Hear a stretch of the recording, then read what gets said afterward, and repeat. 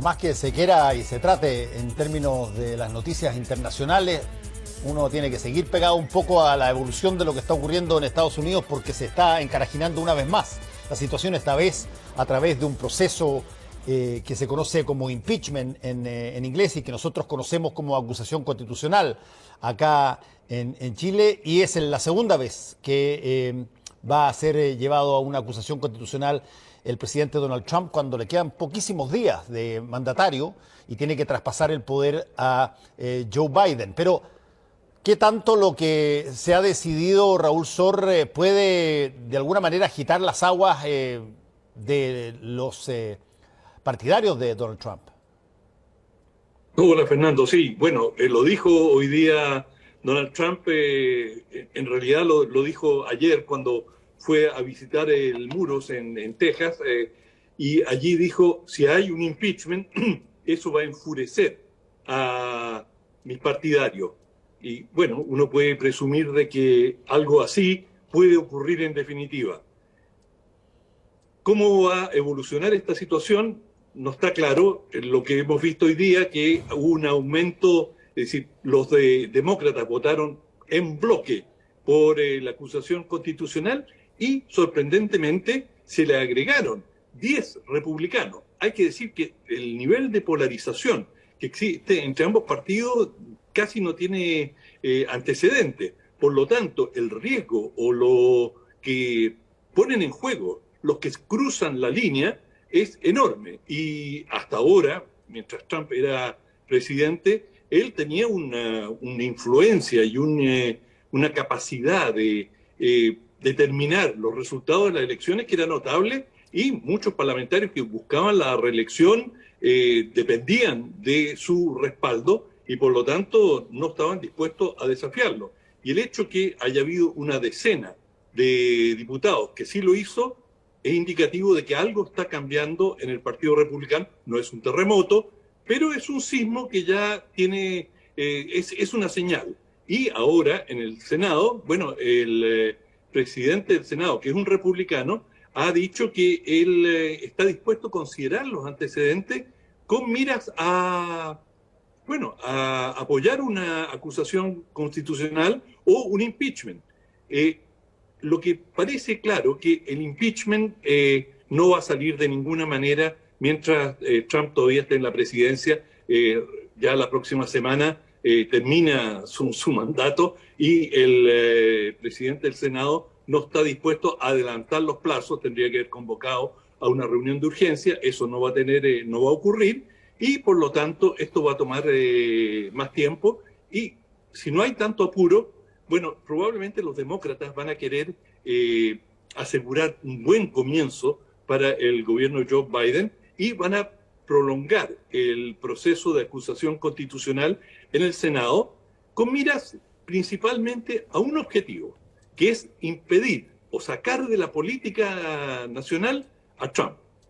Si él fuese, en definitiva, acusado y la acusación fuese aprobada por los 2/3 del Senado, hoy, como sabemos, acaban de haber estas elecciones y los demócratas tienen un margen mínimo, es decir, están empatados ambos partidos, y solamente con el voto de la vicepresidenta Kamala Harris, ellos podrían tener una mayoría, pero una mayoría simple no les alcanza, necesitan 2/3, y para eso tienen que captar por lo menos a 17 republicanos. Hay algunos senadores republicanos que se han mostrado dispuestos, pero lo central que quieren los demócratas, ya terminó el gobierno de Trump, es que no tener en el horizonte, en 4 años más, que él vuelva a ser candidato y tratar de minar su influencia sobre el Partido Republicano. Y dicen, este ha sido uno de los gobiernos más nocivos y tóxicos que ha tenido Estados Unidos. Por ejemplo, algunos medios de comunicación han hecho un estudio sobre cuántas mentiras dijo Trump durante su gobierno y han establecido que 20.000 afirmaciones que él ha hecho o eran inexactas o directamente mentirosas. Y por lo tanto, lo que pasó la semana pasada, la toma del Capitolio, fue la gota que rebalsó el vaso. Sí, ahora en Estados Unidos, cuando un presidente no puede llegar a un segundo mandato, como ha pasado 4 veces en la historia, normalmente ese presidente que sale, bueno, no se presenta de nuevo. No se presentó de nuevo Jimmy Connors, no se presentó de nuevo el Bush padre, no se presentó de nuevo Gerald Ford, y de alguna manera eso ocurre porque sienten que, bueno, su mejor tiempo, llamémoslo así, es inmediatamente después de que termina su mandato y está todo ahí ordenado, está todo su legado puesto, él todavía tiene a una gran cantidad de autoridades nominadas por esa persona y por lo tanto y como hay reelección inmediata, es el momento más idóneo para generarlo. Y cuando no sucede eso, yo no recuerdo de alguien que haya ido a buscar una segunda posibilidad presidencial después de que no le renovaron la reelección inmediata. Bueno, yo creo que la mayoría en la historia de Estados Unidos, la mayoría de los presidentes eran el producto de una candidatura de su partido.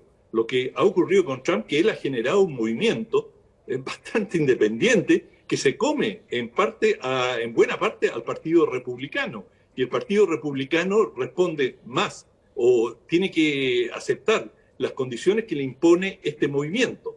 Y déjame decirte que esto no ha terminado. Es decir, hay información, por ejemplo, James Comey, que es el ex director del FBI, acaba de hacer declaraciones diciendo que él tiene antecedentes, que se van a producir nuevos intentos por capturar Capitolio. Capitolio son los edificios donde se concentra el Parlamento, y cada estado en Estados Unidos tiene un Capitolio donde están los congresos locales, es decir, senadores y diputados de cada uno de los estados.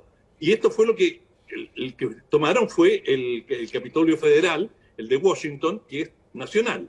Bueno, temen de que van a haber una serie de otras manifestaciones en los distintos estados y que por lo tanto hay un estado de movilización por parte de los partidarios de Trump bastante alto. De hecho, Trump hoy día hizo una declaración en la que se lava las manos y dice: yo estoy contra la violencia, yo no estoy por tomarme edificios de ningún tipo, esto no puede ser, tenemos que acatar a las autoridades. Es decir, él va a poder exhibir este video que hizo público hoy, que lo leyó, no hubo ninguna espontaneidad, normalmente él suele improvisar. Bueno, lo que ha dicho hoy es: a mí no me carguen ningún muerto porque yo no tengo nada que ver con lo que ocurra. Pero hay mucha información de distintas fuentes, Comey quizás es el más destacado, que lo ha hecho público, de que se preparan actos y que ahora ya se sabe que en el asalto al Congreso la semana pasada habían milicias, núcleos duros, que fueron los que causaron el daño. Entonces, cuando uno veía las imágenes, decía, bueno, pero en general no eran tan agresivos, creo que te lo comenté, Fernando. Bueno, sí, era gente que estaba paseando, miraban hacia el techo, veían los cuadros, y pasó lo mismo que ha pasado aquí en tantas manifestaciones. La gran masa de los manifestantes son perfectamente tranquilos, no apedrean al comercio, y hay pequeños grupos, pero realmente pequeños, en Chile, ¿no? Lo hemos visto, los famosos encapuchados, que hacen el daño. Y lo mismo, al parecer, ocurrió en Estados Unidos, donde estas milicias, infiltradas o participando con el movimiento, fueron las que tomaron esta iniciativa violenta, encubiertas dentro de la mayoría de la gente que, bueno, por distintos motivos, QAnon, por ejemplo, este grupo que cree en teorías conspirativas, pero que no son necesariamente violentos. Y bueno, mucha gente que, como en Chile, que protesta porque es un derecho y porque está descontenta con la situación, pero en eso no hay ninguna transgresión. Ahora, los transgresores, el nivel de transgresión en el Congreso, ahora que se están analizando los detalles, fue mucho más serio de lo que se pensó. Habían explosivos, habían una serie de elementos bélicos que fueron introducidos al Congreso, hubo destrucción, gente que sabía a qué oficinas ir, a quienes querían perjudicar, es decir, algo mucho más planificado. Incluso se está investigando algunos parlamentarios republicanos que organizaron giras antes de la manifestación, semanas antes, con personas sospechosas de pertenecer a alguno de estos grupos, y los llevaron y los pasearon y les mostraron las instalaciones. Es decir, aquí hubo algún grado de preparación, fue mucho menos espontáneo de lo que se pensó, no era un movimiento así, bueno, estamos descontentos. Y hay que subrayar que Trump hoy día, cuando llama a la tranquilidad, todavía no reconoce su derrota electoral. No dijo en ningún momento: yo perdí las elecciones, vamos a tener, quiero que tengamos una transición tranquila, que tengamos una ceremonia el 20, y que no, porque el vencedor de esas elecciones es Joe Biden. No ha hecho un reconocimiento formal de su derrota, y con ello mantiene la ficción entre muchos de sus partidarios de que les escamotearon la elección y que deben estar indignados porque, bueno, si su jefe político no reconoce la derrota, ¿por qué lo van a hacer los demás? Sí, ahora tú has dicho varias veces ya esto de que estas manifestaciones, bueno, fueron relativamente pacíficas y que hubo manifestaciones de violencia. Eso puede ser cierto, pero lo que yo estaba viendo en varios medios de comunicación, incluso con gente con la que yo me contacté en Estados Unidos, es que ellos saben que no se necesita mucho en Estados Unidos para agitar probablemente la sociedad más violenta del planeta. No solamente porque tú puedes disponer de armamento y puedes tenerlo, sino que porque la historia de Estados Unidos está llena de episodios donde de pronto hay espacios extraordinariamente productivos, extraordinariamente pacíficos, extraordinariamente buenos, y de pronto se encargan de generarse enfrentamientos entre ellos que son muy brutales. Estados Unidos se independizó de Inglaterra y 100 años después ya estaba listo para matarse entre ellos por problemas desde la esclavitud hasta una serie de otras situaciones entre el norte y el sur. Tiene en las estadísticas de encarcelamiento, de homicidio, de delitos violentos, está siempre en el primero, segundo, tercer lugar. Tiene una situación que yo ya la hemos hablado, insólita en términos de las democracias modernas. Es la única democracia moderna que ha matado 4 presidentes en ejercicio.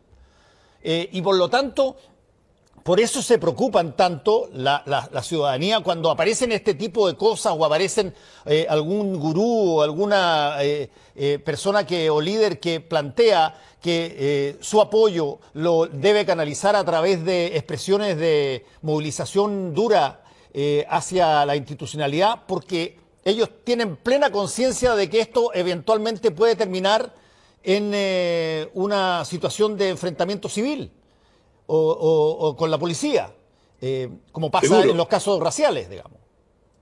Bueno, y el hecho es que el Capitolio se ha convertido en una verdadera fortaleza, lo han rodeado, lo han cercado completamente, hay distintas vallas que hay que atravesar para poder acercarse. Se estima que van a haber unos 15.000 elementos de la Guardia Nacional y de otras divisiones, de otras reparticiones, para el día de la transmisión del mando, 15.000. Y hoy día vimos imágenes realmente insólitas, que miembros de la Guardia Nacional durmiendo, descansando en los pasillos del Congreso. Es decir, de un nivel de improvisación, durmiendo, no así sentado esperando que no, acostados en el suelo, y digamos, uno piensa con qué nivel de improvisación están operando, cómo no pueden llevar cachas de campaña, por qué tienen que tener esa cantidad enorme de soldados adentro, no hay dependencias próximas al Congreso donde pueden esperar. Es decir, es algo que si tú lo vieras en Chile, estaríamos todos asombrados y no podríamos creer que hay militares, hubiera, por ejemplo, militares chilenos durmiendo en los pasillos del Congreso. Y que cuando tú ves esas imágenes en Estados Unidos, empiezas a pensar de que el mundo está al revés. Bueno, vamos a ver y seguir este proceso porque, repito, no solamente es probablemente el país más influyente en todo orden de cosas, en términos económicos, militares, políticos, y como esto es de alguna forma inédito desde hace muchísimo tiempo, hubo alguna resistencia, no sé si fue James Madison o alguien ahí que hizo un corcoveo antes de traspasar el poder, pero nunca en la dimensión que estamos viendo. El presidente Trump ha dicho que no va a ir aparentemente al cambio de mando. Definitivamente lo ha dicho, va a ir Sí, Pence. sí, y por lo tanto lógico que uno mire esta situación con mucha atención porque, te repito, son sucesos que afectan a un país que tiene mucha influencia y además no se ha visto, por lo menos aseveró, ya más de 150 años, algo como lo que eventualmente podríamos ver el 20 de enero. Así es que estaremos atentos.